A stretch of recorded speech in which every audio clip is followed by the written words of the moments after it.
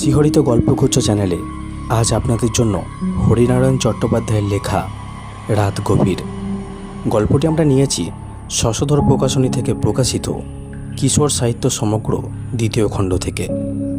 শুরু হচ্ছে রাত গভীর। দোষ আমারই, বন্ধুর বোনের বিয়ে যাবো আর খেয়ে চলে আসবো এই ঠিক ছিল, কিন্তু গিয়েই মুশকিলে পড়লাম। বন্ধু একান্তে ডেকে হাত দুটো ধরে বলল, উদ্ধার করে দে ভাই, ভীষণ বিপদে পড়েছি। কী আবার হলো? পাড়ার ছেলের দল পরিবেশন করবে ঠিক ছিল, কিন্তু তাদের মধ্যে একদলে বেপাড়ায় জলসা শুনতে চলে গেছে। লোক কম, তোদের হাত লাগাতে হবে।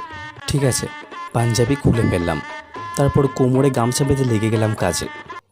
সব যখন শেষ হলো রাত 12টা বেজে গেছে। নিজের আর কিছু মুখে দেবার ইচ্ছে ছিল না। একটু দই খেয়ে রাস্তায় যখন পা দিলাম তখন রাত 12:30। বন্ধু বলেছিল নিমন্ত্রিতদের কারোর মোটরে উঠিয়ে দেবে, কিন্তু রাস্তায় নেমে দেখা গেলে সবাই চলে গেছে, কোনো মোটর নেই। বন্ধুকে আশ্বাস দিলাম আমি বড় রাস্তা থেকে একটা ট্যাক্সি ধরে নেব। 12:30 কলকাতার পক্ষে আর এমন কি রাত।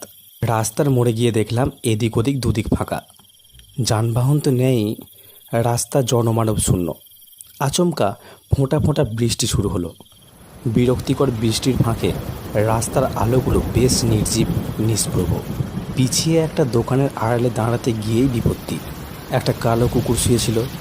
দেখতে না পেয়ে একেবারে তার পেটের ওপর পা চাপে দিতেই কুকুরটা বিকট স্বরে চিৎকার করে উঠল। গেছি রে বাবা। লাফিয়ে রাস্তার কাছে আসতেই চোখে পড়ে গেল অনেক দূর থেকে একজোড়া আলো এগিয়ে আসছে। মরিয়া হয়ে রাস্তার মাঝখানে দাঁড়ালাম। বাস, লরি, ট্যাক্সি, প্রাইভেট গাড়ি যাই হোক না কেন দুহাত তুলে থামাবো, তা না হলে সারাটা রাত এখানে দাঁড়িয়ে থাকতে হবে, কিংবা পিছু হেঁটে নিমন্ত্রণ বাড়ি গিয়ে বন্ধুকে ঘুম থেকে তুলে বিব্রত করতে হবে। আলো দুটো খুব ধীরে ধীরে এগোচ্ছে। মাঝে মাঝে সন্দেহ হলো বুঝিবা থেমেই আছে, আর এদিকে আসবেই না। পকেট থেকে রুমাল বের করে সবে ভিজে মাথাটা মুছে নিচ্ছি, আচমকা কর্কশ কণ্ঠস্বরে চমকে উঠলাম। কি মশাই, রাস্তার মাঝখানে নটরাজ নৃত্য দেখাচ্ছেন নাকি? তারপর চাপা দিলেই চটে যাবেন। তাড়াতাড়ি রাস্তা থেকে সরে এসে লক্ষ্য করলাম একটা মিনি বাস। দূরের আলোচনাও আর দেখা গেল না, তার মানে দূরের আলো দুটো এই মিনি বাসেরই। হঠাৎ খুব দ্রুত এসে পড়েছে। দাঁড়াও দাঁড়াও, আমি উঠব। মিনি বাস থামলো। হাতল ধরে উঠে পড়লাম। মিনি বাস একেবারে ফাঁকা। অবশ্যই মাঝরাতেরও পরে যাত্রী যার পাবে কোথায়। পিছনের সিটে বসে স্বস্তির নিঃশ্বাস ফেললাম। মাথাটা ভালো মোছা হয়নি, কোঁচার খুঁট খুলে জোরে জোরে মুছে নিলাম। আমার আবার সর্দির ধাত, মাথায় জল বসলেই বেদম কাশি শুরু হবে। মনে হলো হাতের ওপর কে যেন বরফের টুকরো চেপে ধরেছে। মুখ তুলে দেখলাম একটা ছোকরা আমার হাতে টোকা দিচ্ছে। দাদা, টিকিটটা করবেন? জিজ্ঞাসা করলাম, ঢাকুরিয়া যাবে তো? হ্যাঁ যাবে, যেতেই হবে। কত ভাড়া? 3 টাকা। 3 টাকা? 90 পয়সা করে যায় যে। কথাটা বলেই বুঝতে পারলাম ঠিক বলিনি। দিনের বেলা যা রেট, এই মাঝরাতে দুর্যোগে সিরেট কখনো হতে পারে? বাড়তি পয়সা বোধহয় ড্রাইভার কন্ডাক্টরের পকেটে যাবে। কথা না বলে 3টে টাকা এগিয়ে দিলাম। টিকিট দিতে দিতে লোকটা বলল, এ মিনি বাসে যেখানে যাবেন 1 ভাড়া, সামনে স্টপেজে নামলেও ওই 3 টাকা। লোকটার সঙ্গে তর্ক করতে ইচ্ছা হলো না। বলুক যা ইচ্ছা, মাঝরাতে যে পৌঁছে দিচ্ছে এই আমার ভাগ্য। সিটে হেলান দিয়ে বাইরের দিকে তাকালাম। সব ঝাপসা, কিছু দেখা যাচ্ছে না। মিনি বাস খুব জোরে ছুটছে।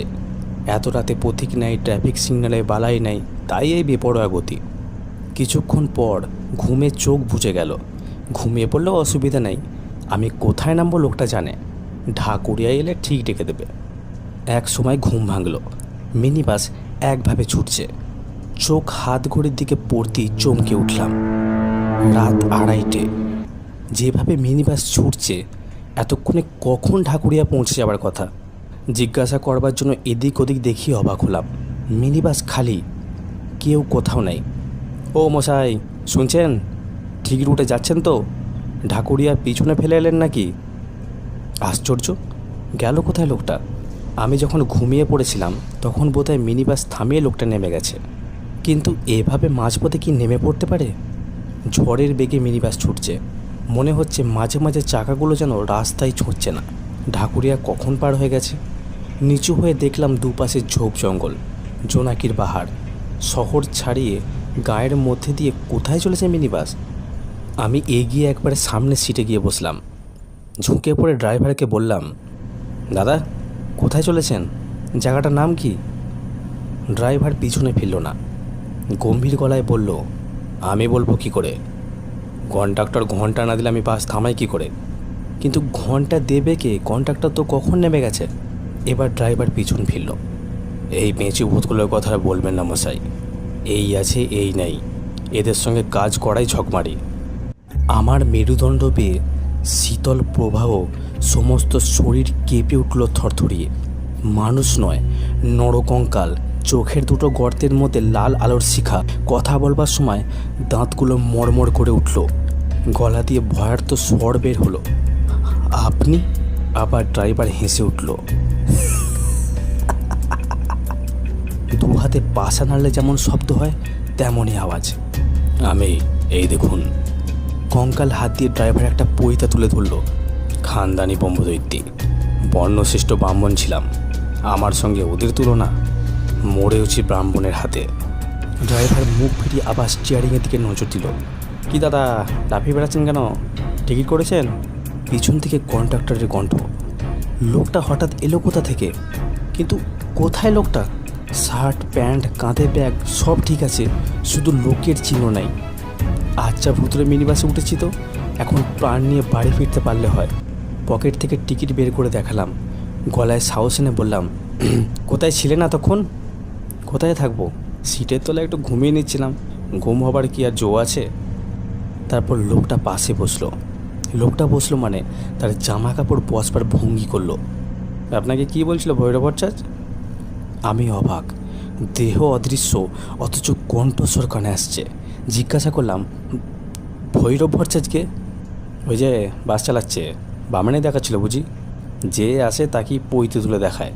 হ্যাঁ, আজকাল আবার পৈতের কোনো মান সম্মান আছে নাকি? ওর জন্যই তো আমার এই অবস্থা। কীরকম? লোকটা ব্যাগটা কাঁধ থেকে কোলের ওপর রাখলো, বেশ জুৎসই হয়ে যেন বসলো। তারপর বলতে শুরু করলো, স্টিয়ারিং ধরলে ভৈরবের জ্ঞান থাকে না, তখন মিনি বাস না উড়োজাহাজ কী চালাচ্ছে ভুলেই যায়। কতবার সাবধান করেছি, কিন্তু কে শোনে কার কথা? 5 বছরের বাচ্চা, হাতে মুড়ির ঠোঙা, রাস্তা পার হচ্ছিল, দিলে তাকে চাপা। ব্যাস, চারিদিক থেকে লোক ঘিরে ফেললো। আধলা ইঁটের বৃষ্টি শুরু হলো মিনি বাসের ওপর। চায়ের দোকান থেকে একটা টিকওয়ালা বামুন বের হয়ে এলো, হাতে লোহার রড, একবারে সোজা ভৈরবের মাথায়। আর শব্দটি করতে হলো না, স্টিয়ারিংয়ের ওপর নেতিয়ে পড়লো। আমি দরজা দিয়ে পালাবার চেষ্টা করছিলাম, থান ইট এসে লাগলো আমার চোয়ালে। বাপ বলে ডিগবাজি খেয়ে রাস্তার ওপর পড়লাম। সেই থেকে এই অবস্থা। ভৈরব বামুনের হাতে গেছে, নিজে বামুন তাই ব্রহ্মদৈত্যী, আর আমি। কথার শেষ হলো না, ভৈরব ভট্টাচার্য হুঙ্কার দিয়ে উঠল, দেখ গোপে, প্যাসেঞ্জারকে যা তা বোঝাসিনি। তুই তো বললি সব ঠিক আছে, চালাও জোরে, বাবুদের অফিসে দেরি হয়ে যাবে। খবরদার, কপালের নিচে আমার ড্যাব ড্যাবে একজোড়া চোখ রয়েছে কিসের জন্য? রাস্তায় লোকজন দেখতে পাও না? আমি বলবো তবে থামাবে। এবারে ওদের চেহারা দেখা গেল। চেহারা মানে কঙ্কাল, চেঁচামেচি, হইচই, হাতাহাতি। সর্বনাশ! ভৈরব ভট্টাচার্য স্টিয়ারিং ছেড়ে বাসের ভিতরে হাত বাড়ালো। আজ তোর একদিন কি আমার একদিন। একবার ইটের ঘায়ে কাবার হয়েছিস, এবার আমার হাতে মরবি। গোপেও আস্তিন গুটিয়ে রুখে দাঁড়ালো। আঙুলের হাড়গুলো মড়মড় করে উঠল। ব্যাগটা ছুঁড়ে ফেলে দিল বাসের মেঝের ওপর। বেশ, হয়ে যাক, দাদা বলে এতদিন কিছু বলিনি, কিন্তু আর মানুষ নই যে মিথ্যা কথা সহ্য করবো। অপমান গায়ে মাখবো না, দেখি কার হাড়ে কত শক্তি। আমি মহা মুশকিলে পড়লাম। দুই কঙ্কালের মাঝখানে আমি। লড়াই হলে বেশিরভাগ চোট আমার উপর দিয়ে যাবে। স্টিয়ারিং ছেড়ে ভৈরব ভট্টাচার্য ভিতরে চলে এসেছে। স্টিয়ারিংয়ে কেউ নেই, অথচ ভুতুরে বাস উদ্দাম বেগে ছুটেছে। বুঝতে পারলাম এখনই আশপাশের দোকানের সঙ্গে কলিশন হবে। মিনি বাস চুরমার, সেই সঙ্গে আমিও।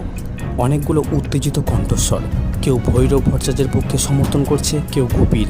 কিন্তু বাস তো খালি, এতগুলো লোক এলো কোথা থেকে?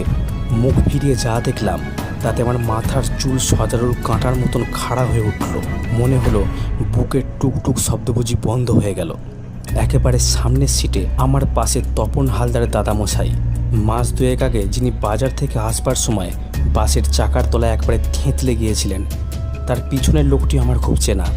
আমার অফিসের দপ্তরি, যে কদিন আগে অফিসের সামনে ট্রাম থেকে নেমে রাস্তা পার হবার সময় বাসের তলায় গুঁড়িয়ে ছাতু হয়ে গেছিল।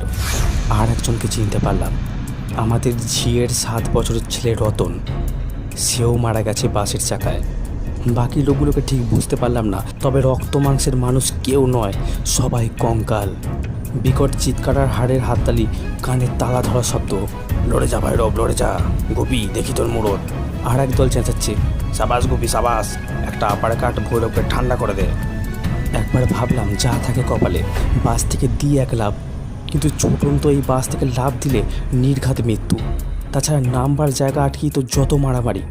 হঠাৎ প্রচণ্ড একটা শব্দ, মনে হলো মিনি বাসটা দু হাতে তুলে কে যেন আছড়ে ফেললো। হাড়ের খটাখট কলকবজার ঝঞ্ঝনাত সব লোকগুলো বুঝি তালগোল পাকিয়ে গেল। আমি বিদ্যুৎ গতিতে ছিটকে বাইরে গিয়ে পড়লাম। কতক্ষণ পড়েছিলাম জানি না। জ্ঞান হতে ব্যাঙের কর্কশ ঐকত্তান কানে এলো। বুঝতে পারলাম পুকুরের ধারে পড়ে আছি। নরম মাটিতে পড়েছি বলে তেমন আঘাত পাইনি। দেহের কোথায় চোট লেগেছে হাত বুলিয়ে দেখতে গিয়েই চমকে উঠলাম। এক তিল মাংস কোথাও নাই, কেবল হাড় আর হাড়। স্বপ্ন দেখছি নাকি? চোখে হাত দিতেই হাত ভিতরে ঢুকে গেল। চোখ নেই, বিরাট দুটি গর্ত। অনেক কষ্টে কঙ্কাল দেহটা নিয়ে উঠে দাঁড়ালাম। শেষ হলো রাত গভীর। গল্পটি কেমন লাগলো কমেন্ট করে জানিয়ে দেবেন। ধন্যবাদ।